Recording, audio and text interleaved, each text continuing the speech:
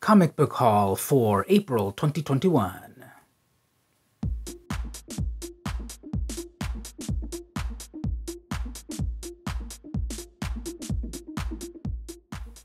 Hey everyone, it's vmcampos, comic book fan, and I've got another comic haul video for you.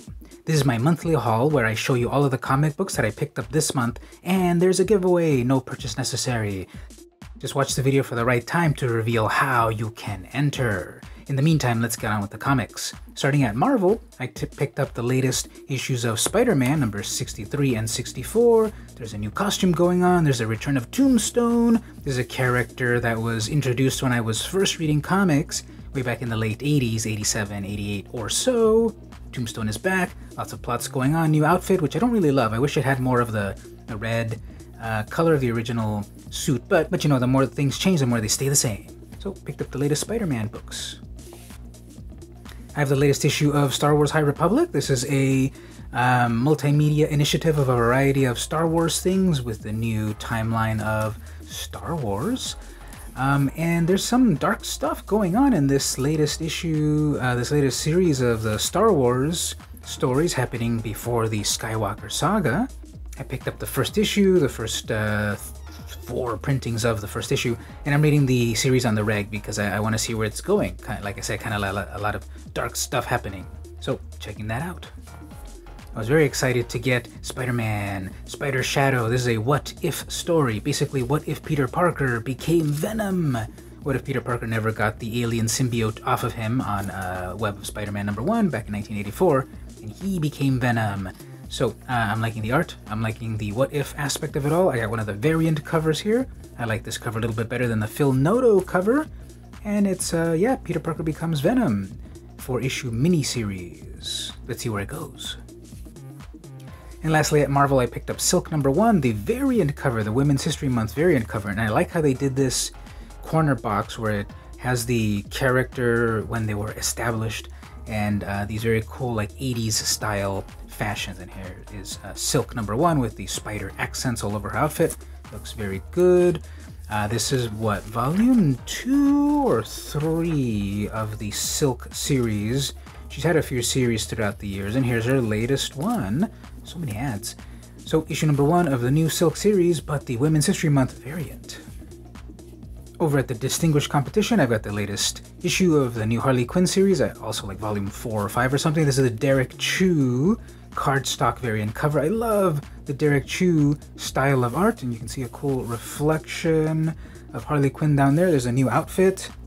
Although, to be honest, I've lost track of them, and I didn't really even notice this was a new outfit until it was pointed out online, but it's a new Harley Quinn outfit. So, after the events of Joker War and Punchline moving in on the situation, Harley's trying to regroup and such. She's working with Batman in this new series. Shenanigans ensue. I like the interior art. It's this sort of cartoony style that I enjoy. So I'm picking up Harley Quinn, the latest volume, on the reg. I picked up Teen Titans Academy #1 and #2, this new series with the return of Red X. And DC thought Marvel can't be the only publisher with an academy type of book with youngsters learning how to become heroes and or villains. We can do it too. Although, you know, parallel thinking, I'm sure these things were planned months in advance. So anyway, we've got the new youngsters learning to be superheroes, academy sort of thing. So a lot of first appearances of new characters, new plots, and so forth. So we've got the return of Red X. Well, in DC official continuity, because obviously they appeared in the Teen Titans Go comic. And I picked up both of these, can't wait to read them. We'll see what the hype is all about with Red X.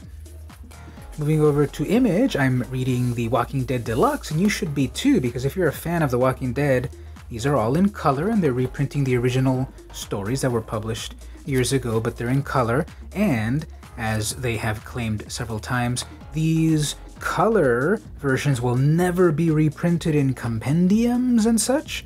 We have so many different omnibuses and compendiums for the black and white Walking Dead, but these will never be reprinted, supposedly in color, in collections and such. Who knows? So you'll have to get the single issues if you want to experience The Walking Dead in color. It's cool that they also show the original covers over here, the Tony Moore covers after Charlie Adler took over. And then, of course, we've got the writer Dave McCaig as the colorist. So it's kind of cool to see these stories again, but in full color, in full bloody color. Are you reading Carmen? This is a very interesting story by William Marsh. It is basically a guardian angel saving the life of a suicidal person and showing her that life is good, life is worth living. And it is rated mature. There's a lot of nudity on the first issue. I haven't seen the second issue just yet, but the first issue was like 90% nudity. I don't doubt this one is as well as an interesting story about life, loss, and why it's so good to have someone in your corner. Carmen number 2. I've got the latest issue of Stray Dogs over at Image. This is number 3. This book is fascinating. The art feels like a Disney/Don Bluth style of art. It's amazing. I love it. I wish I could draw like this. The story is a really dark story about a perhaps serial killer and the dogs that are involved with them. So no spoilers here. This is issue number 3 of it. It may or may not be happening. Who knows? There's just a lot of darkness in the book so far. We've got a Scott Snyder quote on the back there. Very enjoyable book so far by the creative team here. This is over at Image Comics. Over at Dark Horse, I'm picking up the brand new series, Beasts of Burden Occupy Territory. This is by Evan Dorkin, Sarah Dyer, et al., Benjamin Dewey, and Nate Picos. So I love the Beasts of Burden stories. They've been publishing since, I think, 2009 or so. Evan Dorkin with a variety of team members working on this. And it's basically dogs with psychic powers and stuff, battling supernatural cults and the like. This one is a prequel to the current timeline because it takes place right around World War II time with Japanese overtones. So amazing cover here with these colors. So I like this cover here that it's just got this magical aspect happening to this little doggy. And I can't wait to open this one up and read this one. This is a limited series, I think 4 or 5 issues. Interior art is amazing. And the very cool cover here, I got one of the variants. Beasts of Burden Occupy Territory, number 1. Let's pause for the cause. It's time to talk about the giveaway. No purchase necessary. If you would like to win one of these issue number 1s that recently came out, all you have to do is be the 9th person to comment below this video and tell me what movie should become a comic book. What movies that are currently out or have come out or will come out should also have a comic book adaptation. Be the 9th person to comment on that topic. Don't just say first and expect to be counted. You have to tell me which movie you want to be a comic book, maybe also in an intelligible sentence, to enter to win your choice of one of these issue number 1s. First come, first serve. You can take your pick out of all of these 6, and all you have to do is be the 9th person to answer. Which movie should have a comic book adaptation? Tell me all about it. And back to the haul. Over at Idea and Design Works, I'm picking up the latest issue of the Teenage Mutant Ninja Turtles. This is the Kevin Eastman variant cover. I love the interior art as well. This is a kind of an interesting story going on, not just like the usual Shredder and Ninja stuff. Here we have a band. There's going to be a battle of the bands versus Bebop and Rocksteady. So it's pretty fun, and the art is great, and this is a very evocative Eastman cover, cover B. I'm picking up Usagi Yojimbo, of course. Got the latest issues, number 18 and 19. This one concludes the Tengu War, issue 3 of 3, and this one begins a new plotline right here, the Master of Hebishima. So, as usual, Stan Sakai's work in this is amazing. Although I just saw here, art assist. And this does look a little different than the usual Usagi art. This is the first time I'm looking at it. That's interesting. There is a little bit of a different quality than the usual Sakai-only art. Interesting. Okay, can't wait to read that. So I guess this is going to be just a standalone coming off of the 3 issues recently. Can't wait to see how that ended. And then starting a brand new story over here. We have a variant cover there. Freddie Williams II. I like that. So the latest Usagi Yojimbo. At Boom, I picked up the first issue of Magic. It really needs a full title. Magic the Gathering, Multiverse of Madness, whatever. whatever subtitle. It's just simply called Magic, which is kind of weird. It doesn't need a subtitle. So I previously showed on another haul that I got the Ash can, and here's the proper first issue. So cool art. Can't wait to see what this is all about. And I also got the hidden Planeswalker variant. So it doesn't tell you which variant it is. Or does it? That says 1021. And you have to open it up to see what it is. So I hope I got the Liliana variant cover, maybe because it's purple. Who knows if that goes with it. But I got the variant cover, the regular cover, and this is one that it's just starting to come out, and I'm picking it up on the reg over at Boom Studios.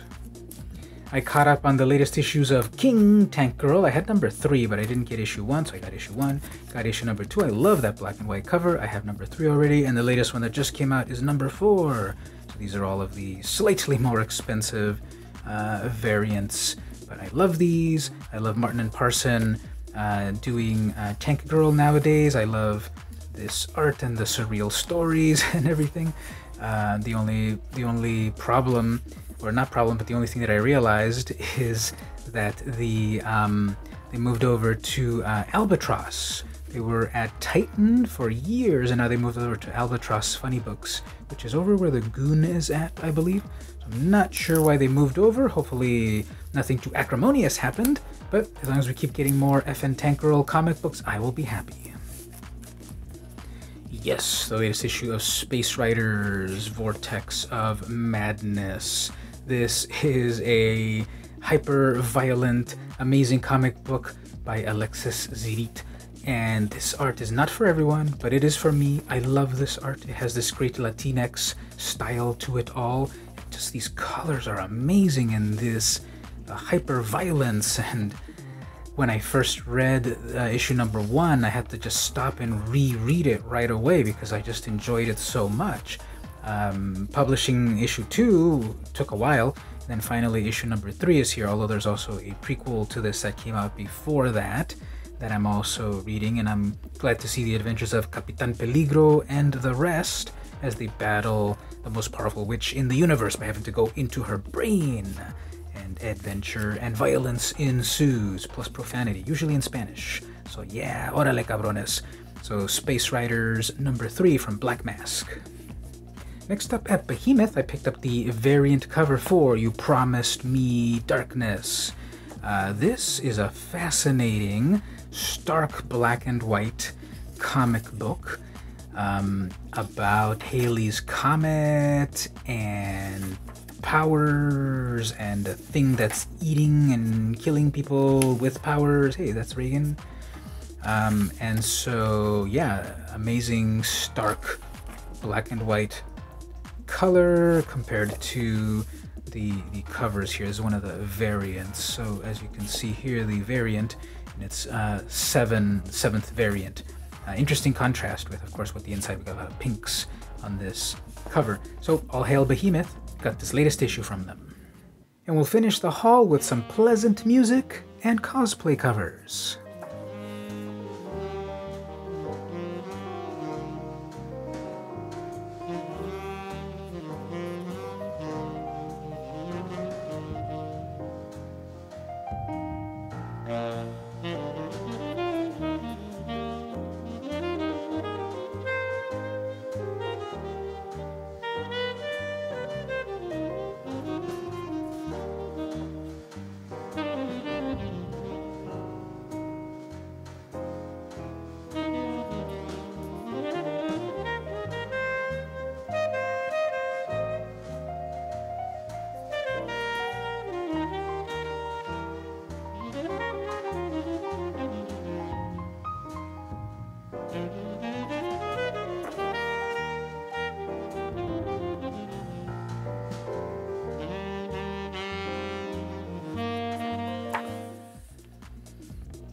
And there you go, that was my comic haul for April 2021.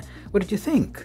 What books do you like? Which ones am I missing? Tell me all about it in the comments. Remember to watch the video to learn how to enter the giveaway, no purchase necessary, and enter to win.